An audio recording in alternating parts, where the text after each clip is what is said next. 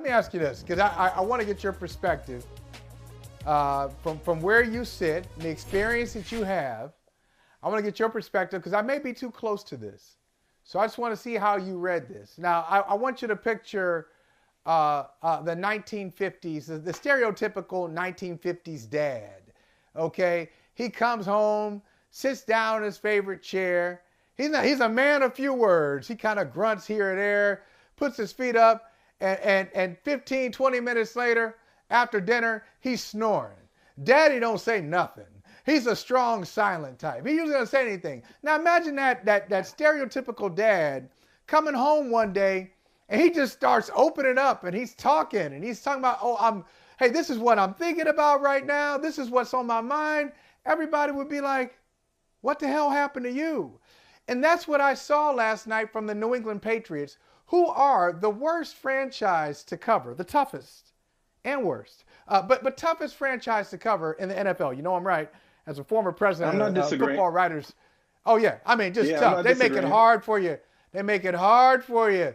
It's Fort Foxborough. We call it Fort Foxborough for a reason. Every information, you got to scratch and claw for just a morsel of insight. So they don't tell you anything, and they love it. Right. They love shutting the media out and, by extension, shutting out their fans. But the fans didn't really complain because they won 6 championships over an 18, 19-year span. So, okay, so be it. You live with it.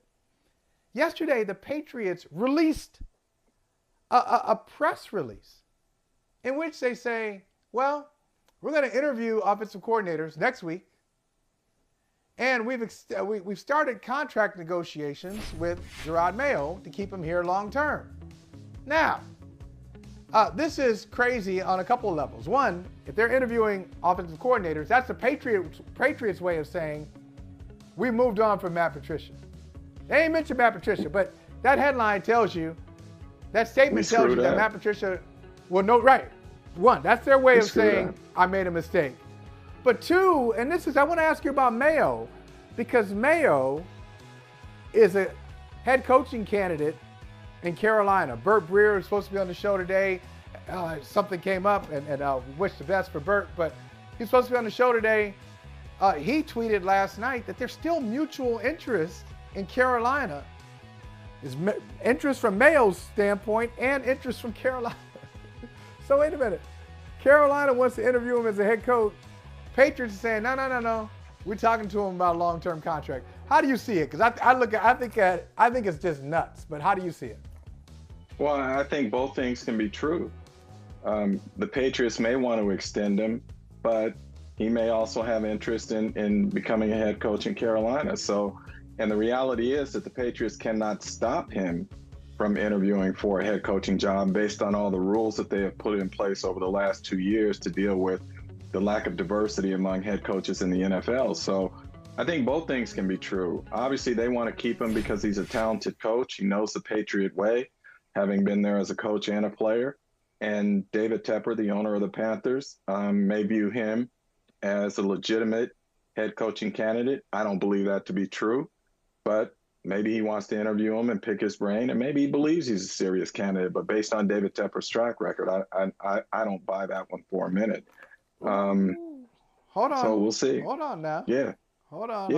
Wait, right there. Freeze frame. I knew those journalistic ears. I knew those journalistic ears would peak up. But go ahead. The way you said no, when you say something like that, okay, there's like there's some depth. There's a lot of depth and some context into what you have to say.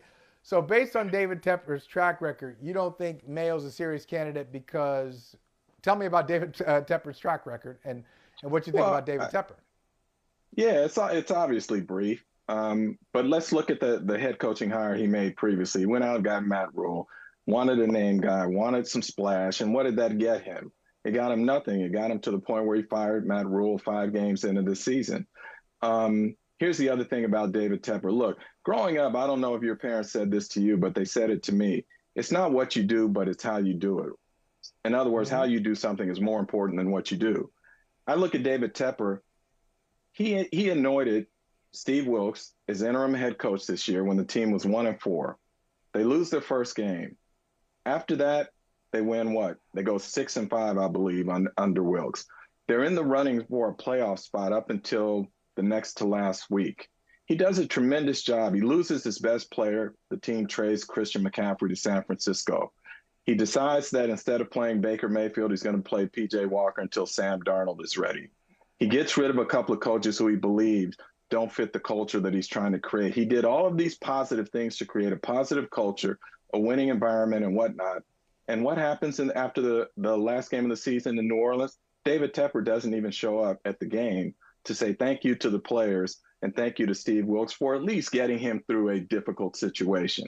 So to me, that speaks a lot to character. So that's why I say from that standpoint, I'm not sure of what David Tepper's thinking or what he's going to do. I just think that how he did that was wrong. He can do whatever else he wants to do. It's his team. As Marty Schottenheimer, and I've said to you before, used to say to me, ownership has its privileges. But I believe how you do something is important as what you do.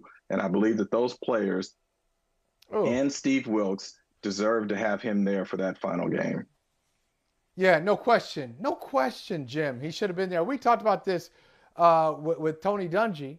And remember, Dungy said, hey, it's the first I've heard of this. I don't care what your record is. I don't care how you've done as an assistant. I don't care if you haven't won a game. You're an owner. You got to show up to support. And it makes me wonder. I mean, I know the real reason. Like a lot of these owners have come into the league and they're not really vetted from a character standpoint. That's not really of interest to the people who are allowing them into this exclusive club. What they care about is, do your checks bounce? Okay. Yep.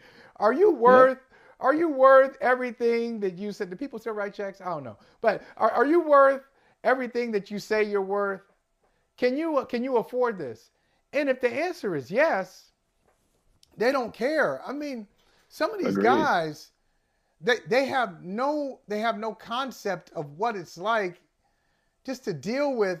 And I was going to be specific, but I'll be broad. I am going to paint with a broad brush here. Not only do they not know how to deal with professional athletes in a lot of cases, professional coaches, they don't know how to deal with people. They don't know how to. They just don't have great interpersonal skills because the money, in a lot of cases, has allowed them, has blazed the path where they don't got to deal with anybody. They don't have to just interact and just get to know people. Money will just open a path for them, and they go straight to the top, and they don't even have what some people call good sense, what some people call common decency. It's a great point that you make, and I remember making that same point one time to Anquan Bolden about Stephen Ross and asking about the way that Stephen Ross did some things and in terms of relating to what's going on in the world. And Anquan, I remember he said to me, he said, do you know where he lives? And then he went on to explain to me where Stephen Ross lives down in Florida. And he said, out there, it is their own world. They do live in a bubble. They have their own airport. They deal with people who are like-minded and come from the same socioeconomic background for the most part and whatnot. So a lot of times they aren't dealing with things that are going on in the quote-unquote real world. So I think your point is completely valid here. The other thing the reason I said that about David Tepper too and Jerod Mayo is this. Explain to me what the difference is between Jerod Mayo and Steve Wilks. They're both defensive coaches. Wilks has been in your organization. He has shown you that he can build a winning culture. The team has played well under him. So if you're not going to hire Steve Wilks as your head coach, then tell me why you're going to hire Jerod Mayo. Yeah, I would say probably a younger guy. What does that have to do with anything? Well, what does it have to do with anything? We know this. We know that there are certain owners who think, all right, this is who I want to lead my organization. Younger guy who has played in the league, you can relate to these players, on and on. You got it. You know how it is. I don't buy it. Look, I look at what the vision is from your candidate. What's their vision? Can they get men to buy into it? Can they lead these men and get Michael, the best that's out my of them? point. So who is that? But I'm with you. I'm with you. I know that, but that's my point to the broader audience out there is that Steve has shown he can do that, right? So Jerod, it's a question at the head coaching level. Jerod has done that with the Patriots defense. He has. He and Steve Belichick have done a little tag team there, and the defense has performed well. You look statistically, has performed well against the best teams in the league. Not so much, but you know, they had like 6 or 7 defensive touchdowns this year, and they're in top 5 in a lot of defensive categories. But he's never been a head coach. As a matter of fact, he's never been a play caller. He doesn't call the defensive. He didn't call the defensive calls. It's Steve Belichick does. Hey, thank you for watching Brother from Another. If you haven't hit that subscribe button, go ahead and do that now. Don't forget, you can catch us 3 to 4 weekdays on PeacockTV.com and on Sirius XM Channel 85.